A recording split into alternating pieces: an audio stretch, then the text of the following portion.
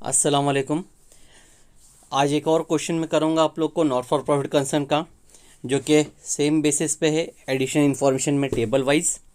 Question इस तरह से है, for the following particulars related to Sushma memorial hospital Jalgaon, prepare income and expenditure account for 31 March 20 and a balance sheet as on that date. ये recipient payment account और information तुमको एक question एक hospital का दिया हुआ है, और सेम वही इनकम एंड एक्सपेंडिचर और बैलेंस शीट हमको बनाना है। रिसिप्टेंट पेमेंट में हमको पहले डेबिट साइड में दिया है बैलेंस ब्रॉट डाउन, जिसको कहते हैं ओपनिंग बैलेंस ऑफ कैश। अगर ओपनिंग बैलेंस शीट बनेगी तो लिखेंगे इसको एसेट में, नहीं तो इसको इग्नोर करेंगे।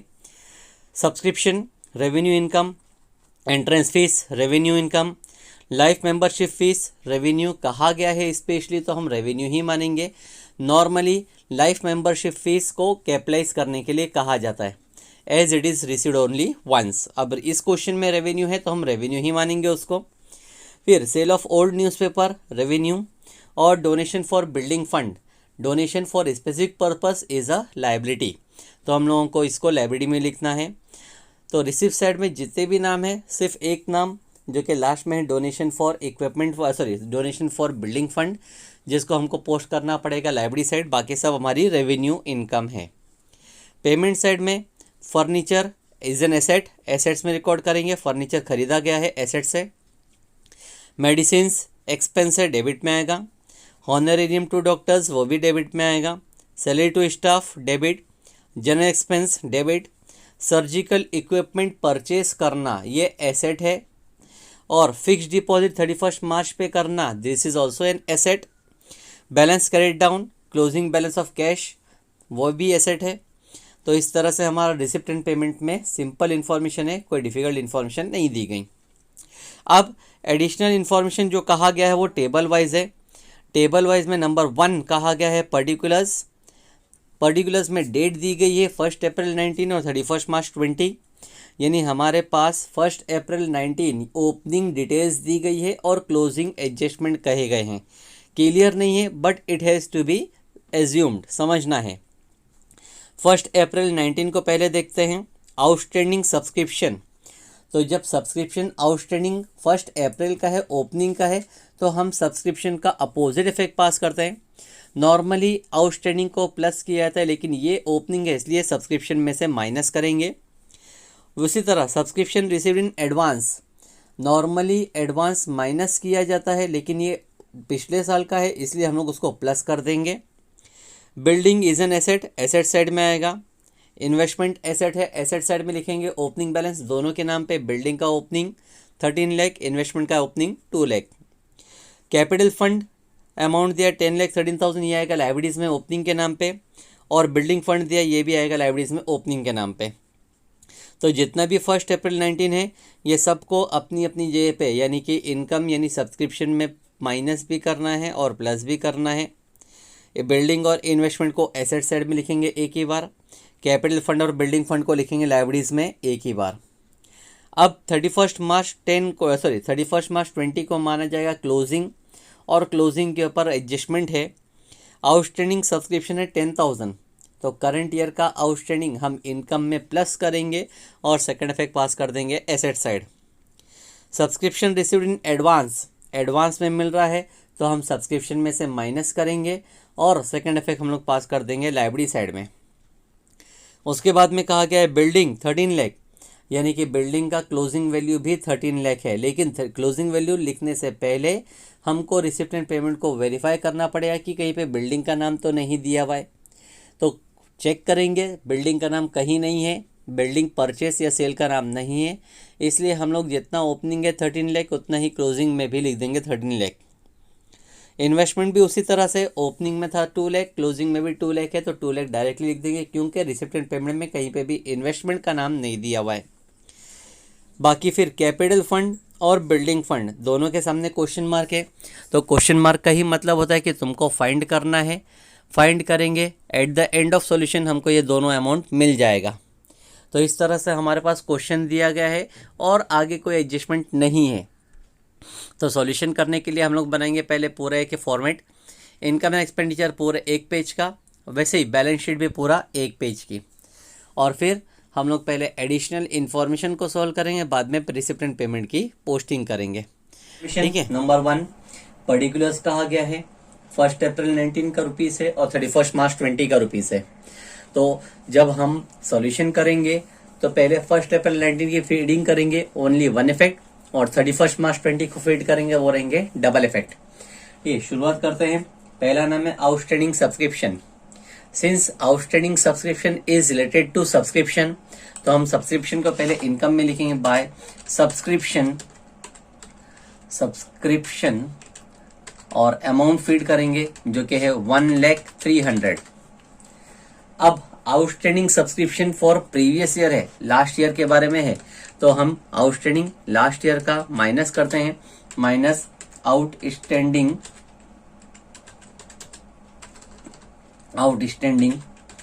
लास्ट ईयर, और अमाउंट जो था वो दिया गया है 9,000।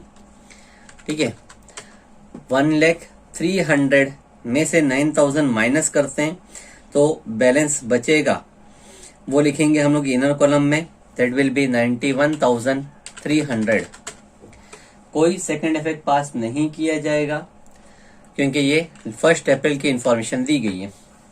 Subscription received in advance, advance कहा गया है लास्ट ईयर का, तो प्लस करेंगे, प्लस एडवांस लास्ट ईयर, और अमाउंट जो कहा गया था वो है 8,000। तो हमको 91 प्लस 8 करके इनर कॉलम में लिखना है, वो जाएगा 99,300। ठीक है, ये दोनों हमने लास्ट ईयर के बारे में लिखा है, इसलिए एक ही इफेक्ट पास किए, कोई सेकंड इफेक्ट पास यहाँ पर नहीं किया जाएगा। उसके बाद में कहा गया है बिल्डिंग 13 लाख, तो बिल्डिंग एसेट्स होता है, एसेट्स में लिखेंगे बिल्डिंग जिसका ओपनिंग बैलेंस हमको अभी दिया गया है 13 लाख, इनर कॉलम में लिख देता हूं। ठीक है, सॉरी 13 लाख। उसके बाद में कहा गया था इन्वेस्टमेंट, वो भी ओपनिंग बैलेंस कहा गया है, लिखेंगे इन्वेस्टमेंट, इनर कॉलम में ओपनिंग लिखेंगे, पहले हम लोग ओपनिंग का अमाउंट है 2 लाख। उसके बाद में कहा गया है capital fund, capital fund libraries में आता है, लेकिन कैपिटल फंड लाइब्रेरीज में 10,13,000। उसके बाद में इसको हम लोग ओपनिंग के नाम पे लिखेंगे, पहले ओपनिंग का अमाउंट था 10,13,000। ठीक है, अब बिल्डिंग फंड भी कहा गया है 5 लाख, तो बिल्डिंग फंड भी आएगा लाइब्रेरीज में, बिल्डिंग फंड, इसको भी हम लिखेंगे ओपनिंग के अमाउंट पे 5 लाख। तो जितना भी हमारे पास 1 अप्रैल की इंफॉर्मेशन है वो सब हम एक ही बार रिकॉर्ड करेंगे और वो आएगा अपनी जगह पे। यानी जैसा सब्सक्रिप्शन था तो सब्सक्रिप्शन को हमने इनकम में ही प्लस या माइनस किया है, वो भी चेक करके कि प्रीवियस ईयर है तो प्रीवियस ईयर को अपोजिट वे में किया जाता है। एसेट्स था बिल्डिंग इन्वेस्टमेंट, तो एसेट्स में फीड किए ओपनिंग के नाम पे, और capital fund building fund libraries थी, लाइब्रेरी साइड में लिख दिए। अब क्लोजिंग चेक करते हैं। क्लोजिंग में कहा गया है आउटस्टैंडिंग सब्सक्रिप्शन, तो आउटस्टैंडिंग सब्सक्रिप्शन हम करंट ईयर का प्लस करेंगे अपने सब्सक्रिप्शन में, plus outstanding for current year, और अमाउंट एडअप करेंगे जो कि था 10,000।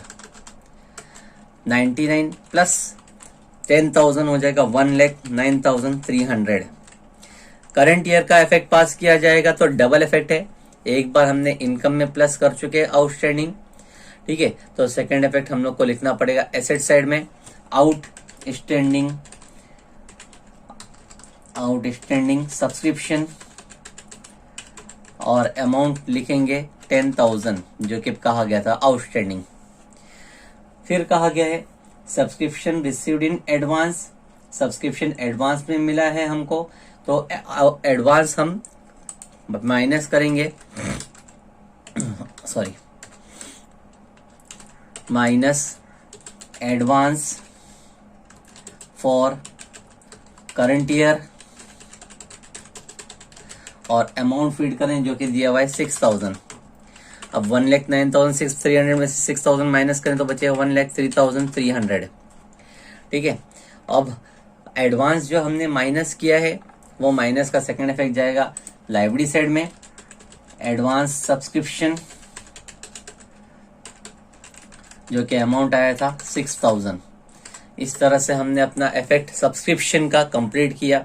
इस पूरे क्वेश्चन में सबसे ज्यादा इंपॉर्टेंट जो है वो सब्सक्रिप्शन ही है, क्योंकि इस सब्सक्रिप्शन में बहुत सारी इंफॉर्मेशन दी गई है। इसके बाद में बिल्डिंग का अमाउंट था 13 लाख क्लोजिंग में 31 5 पे, तो ओपनिंग ऑलरेडी मैंने 13 लाख लिख चुका हूँ, क्लोजिंग भी 13 लाख। तो पहले चेक कर लेते हैं रिसिप्टेंट पेमेंट में। रिसिप्ट साइड में बिल्डिंग फंड के नाम पे हमको डोनेशन मिला है, वो बिल्डिंग नहीं है। बिल्डिंग में होता तो कहलाता परचेस ऑफ बिल्डिंग या सेल ऑफ बिल्डिंग। ये डोनेशन फॉर बिल्डिंग फंड है, इसलिए हमको एसेट्स से लिंक नहीं करना है इसको, और ना पेमेंट साइड में कहीं पे बिल्डिंग दिया है। यानी हमने बिल्डिंग में ना परचेस किया है ना सेल किया है, इसलिए हमारा बिल्डिंग का amount as it is opening में था 13 लाख, तो क्लोजिंग में भी 13 लाख है। उसी तरह से इन्वेस्टमेंट है 2 लाख। इन्वेस्टमेंट अगर देखें हम तो रिसिप्ट में इन्वेस्टमेंट का नाम नहीं दिया है, उसी तरह पेमेंट में भी इन्वेस्टमेंट का नाम नहीं दिया है। नहीं देने का मतलब ही हो गया कि हमारे पास इन्वेस्टमेंट कुछ भी इंक्रीज नहीं हुआ, यानी परचेस नहीं किए ना ही सेल किए। इन्वेस्टमेंट एज इट इज है, डायरेक्टली क्लोजिंग में भी 2 लाख लिख दिए। Capital fund and building fund दोनों के सामने क्वेश्चन मार्क दिया गया है। क्वेश्चन मार्क का मतलब ही होता है you will get it at the end, जब तक तुम सॉल्यूशन खत्म करोगे तब तुमको एंडिंग में मिल जाएगा। तो हमारा जो एडिशनल इंफॉर्मेशन कही गई थी वो यहाँ पे कंप्लीट हुई, और कोई एडजस्टमेंट नहीं कहा गया है। तो हम पोस्टिंग करना चालू करते हैं। Balance brought down, opening balance effect नहीं आएगा। सब्सक्रिप्शन हमने लिख चुके हैं। एंट्रेंस फीस रेवेन्यू कहा गया है, क्रेडिट में लिखेंगे बाय एंट्रेंस फीस, वो रेवेन्यू इनकम है, अमाउंट है 1700। फिर कहा गया life membership fees. Normally life membership fees capitalise की होती है, एक ही बार मिलती है, बार बार नहीं मिलती, लेकिन यहाँ पे कहा गया लाइफ मेंबरशिप फीस रेवेन्यू, तो रेवेन्यू ही मानेंगे उसको, लाइफ मेंबरशिप फीस। और रेवेन्यू के हिसाब से उसको लिखेंगे 18,000, सॉरी। और उसके बाद में नेक्स्ट नाम दिया गया है सेल ऑफ ओल्ड न्यूज़पेपर, वो भी इनकम है, क्रेडिट में आएगा by sale of old newspaper, और अमाउंट फीड करेंगे जो कि था 500। उसके बाद में कहा गया donation for building fund, donation is received for building fund, तो हम बिल्डिंग फंड में लिखेंगे उसको। बिल्डिंग फंड ओपनिंग जो लिखा था उसी में लिखेंगे, plus donation it is for building fund, amount 1,50,000। Add up कर दो 5 लाख प्लस 1,50,000, टोटल अमाउंट हो जाएगा 6,50,000। और आगे नेक्स्ट रिसिप्ट साइड खत्म हो गई, पेमेंट साइड से स्टार्ट करते हैं। फर्नीचर कहा गया है, तो furniture is an asset. Asset में पहले फर्नीचर था ही नहीं, तो अब मैं लिखूंगा furniture, that is furniture purchase. Directly amount feed कर दूंगा मैं 27,000।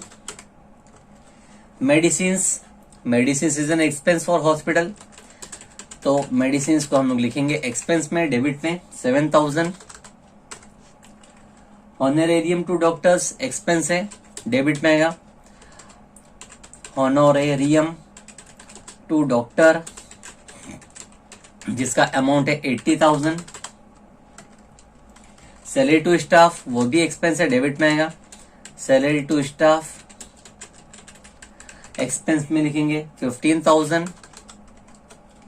नेक्स्ट जनरल एक्सपेंस भी एक्सपेंस है, डेबिट में आएगा, to general expense,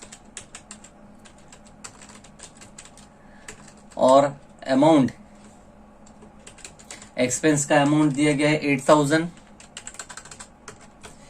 next surgical equipment, surgical equipment is an asset, asset side में लिखेंगे उसको सर्जिकल इक्विपमेंट, और अमाउंट लिखेंगे सर्जिकल इक्विपमेंट का जो कि है 60,000। फिक्स डिपॉजिट, फिक्स डिपॉजिट में पैसा लगा है 31 मार्च पे, एसेट है, एसेट्स में लिखेंगे फिक्स डिपॉजिट जो कि अमाउंट है 80,000। और लास्ट नाम है balance carried down. Balance carried down का मतलब ही होता है cash and bank balance, assets में फीड कर दी जिसका अमाउंट है 5,500। इस तरह से हमारी पूरी पोस्टिंग कंप्लीट हुई, एडजस्टमेंट कंप्लीट हो गए। लास्ट काम शुरू करते हैं, दैट इज टैली करना। टैली करने के लिए स्टार्टिंग करते हैं एक्सपेंसेस साइड। 7,000 प्लस 80,000, तो अमाउंट हो जाएगा 87,000 प्लस 15,000 होगा 1,02,000। 1,02,000 plus 8,000 will be 1,10,000। Debit side का टोटल अगर मैं देख रहा हूं तो हो रहा है 1,10,000। अब क्रेडिट साइड में देखेंगे तो सब्सक्रिप्शन का अमाउंट था पहले 1,03,300 प्लस 1,700 हो गया 1,05,000 प्लस 18,000 करूंगा तो होगा 123। 123 प्लस 500 करें तो होगा 1,23,500। तो इनकम बड़ी है 1,23,500, जिसको मैं लिखूंगा दोनों साइड। 123,500 में से 1,10,000 माइनस करूं तो बचेगा 13,500। 13,500 will be called as excess of income over expenditure, जिसका शॉर्ट नेम है सरप्लस। सरप्लस को हम कैपिटल फंड ओपनिंग में प्लस कर देंगे, प्लस सरप्लस 13,500। एडअप करते हैं 10,13,000 प्लस 13,000 हो जाएगा 10,26,500। 10,26,500। अब उसके अंदर बिल्डिंग फंड का अमाउंट एडअप करते हैं। बिल्डिंग फंड का अमाउंट था 6,50,000 और लास्ट में सब्सक्रिप्शन था 6,000। एडअप करने पे टोटल अमाउंट आ रहा है 16,82,500।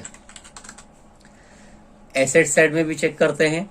13 लाख प्लस 2 लाख 15 लाख होता है, plus 10,000 plus 27,000 plus 60,000 plus 8,000 plus 80,000 plus 5,500।